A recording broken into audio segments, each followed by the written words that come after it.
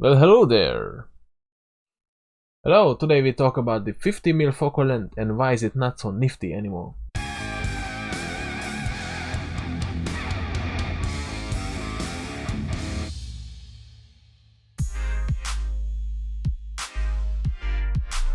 If you watch any of the photography YouTubers, they always say a 50mm lens is a must-have in every photographer's camera bag. It might have been the case years ago, but nowadays it's not. Let me tell you why. First, let's put things in perspective. If you look at a 50mm focal length, you probably look at the cheapest 50mm lenses, like a Canon 50mm 1.8, and you probably have only a crop sensor body. Nothing wrong with the crop sensor body, that's what I use as well. They say the 50mm focal length is approximately how the human eye can see, and while they explain the crop factor, they fail to mention that the 50mm lens on a crop body is actually an 85mm field of view. So all these poor people like me who only can buy the cheap stuff, they actually buying an 85mm equivalent focal length, and when they take it outside they realize it's useless. What they actually need to buy, the focal length they actually want, is around 35mm. So what all these YouTubers say, you have to have a 50mm in your bag. Let's check some of them out. So you can see we have the 50mm lenses here. Let me swap the scene. We have this 50mm lenses here. They are all around $100, £100. They're pretty cheap. But I will explain to you why it's not good. Just like that. Let's talk about video.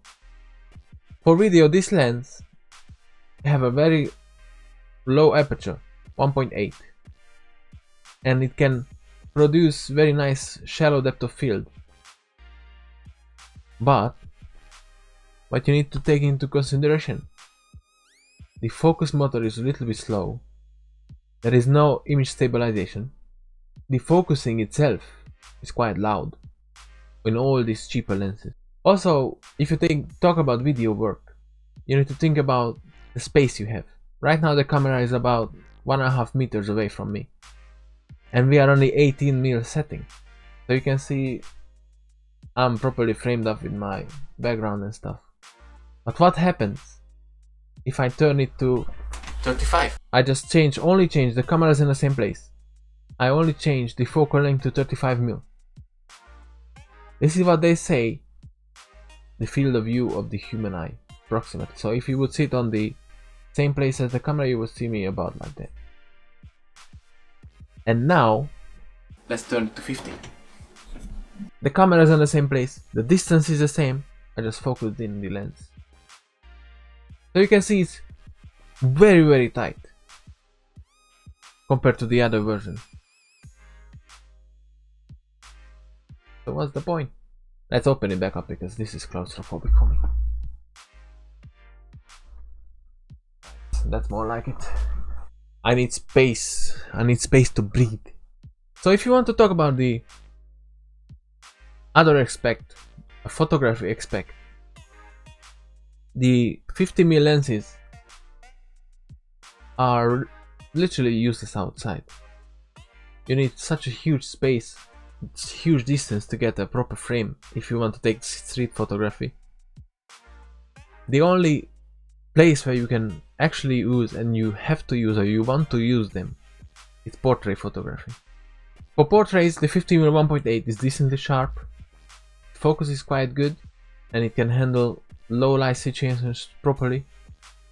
But you need nice space between you, the subject, and the background. A new version of these lenses are quite good, quite fast, good to focus, and 1.8 can give you a beautiful background bokeh, which makes your subject isolate properly and look very nice. And this is where we can find trouble and the point to this video. If you want an all-around lens, the 50mm 1.8 won't be it. It's just too tight for street work, too tight for anything really. So when all these people say, when all these YouTubers say, you have to have it in your bag, that's the first lens you need to buy, that's simply not true. You should look at a 35mm equivalent, and then you will understand what they're talking about. Because the 35, if you just slap it on the camera, I do have one right here. If you slap this on your camera,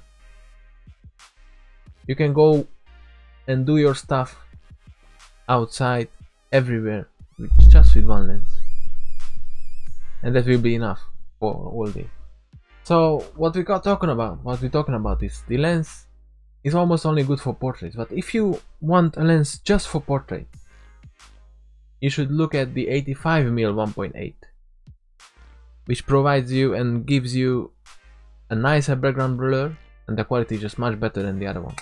With the 50mm, with the 85mm, you need huge space to work with. So if you want nice backgrounds, you have to use like a colored wallpaper or something, or one of those backdrops where you can cheat the actual background bokeh, or just go outside and shoot outside. Otherwise you cannot get far enough from the lens. And here is another troubling fact when you use a lens greater than 35mm. Nowadays everyone is used to take pictures with their mobile phone, right? But they're a little bit distorted, but they see themselves as that image. So if you slap on an 85mm to your camera and try to take a picture, you need to go far away. And people used to take pictures from arm's length, just like this. Now they cannot understand that you need at least 4 or 5 meters with this to produce the same view as your phone. And they keep coming closer and closer to the camera, and you keep backing up. This is where the 35mm is quite handy, because it's still a proper distance. You have some background blur with 2.8. The quality is much better than the kit lens, and it's much better than the mobile phone. So this is what I recommend. So let's take a look at some of these lenses. You can see Yongnuo's Nikon's 35mm around 130, Yongnuo's 80, newer, they are pretty good. It is the 85mm. So this is what I have. That's this lens. You see, that's the lens. That's the big brother. The quality of this is very good, always very good. So if you want to take portrait pictures, get one of these. Don't bother with the 50mm. If you have enough space. If you don't have space, get the 50mm, but you're not gonna have space for the 50mm either. This is what I had. And I don't have it for a reason. So here are the 35mm lenses. Some of them quite expensive, to be honest.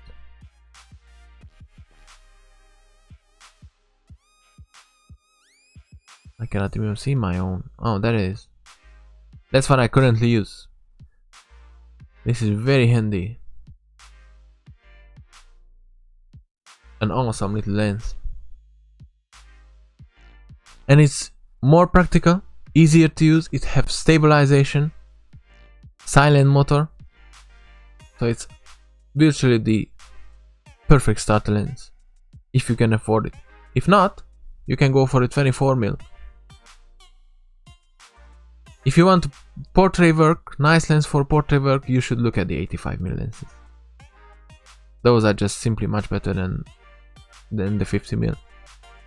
If you want to take a look at someone who using a 50mm lens for video work, take a look at D4Darius' YouTube channel. He used to have a 60D and a 50mm lens on it for years, so you can see how the actual movies come out. I think he made a feature film with that one. This one, the Sound, I think he made it, some of it, with the 50mm lens. Anyway, check him out. A very good filmmaker. So, this is all about it. If you want to take a nice lens, if you want to buy a nice lens to start with, take a look at this, the 35mm. Forget about the 50mm. If you want an even better lens, which is small and nice and easy to use, take a look at the 24mm pancake lenses. They are amazing. Don't buy into the hype. Don't get a 50mm just yet. Just turn your kit lens to 50mm for one day. Just use it on the 50mm settings. Go out, try to shoot, and you will see how inconvenient it is. You can even try. One day you shoot only 50mm, next day you shoot only 35mm, and you will see which one is better for you. Just use the kit lens, set the focal length, don't cheat. If you cheat, that's it, that's focal lens is out for you. I hope this video helped. Come back for new videos every week, subscribe if you haven't already. See you next week. Bye!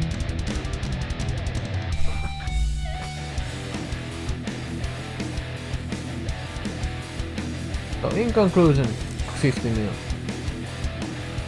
Get a 35, be a happy man.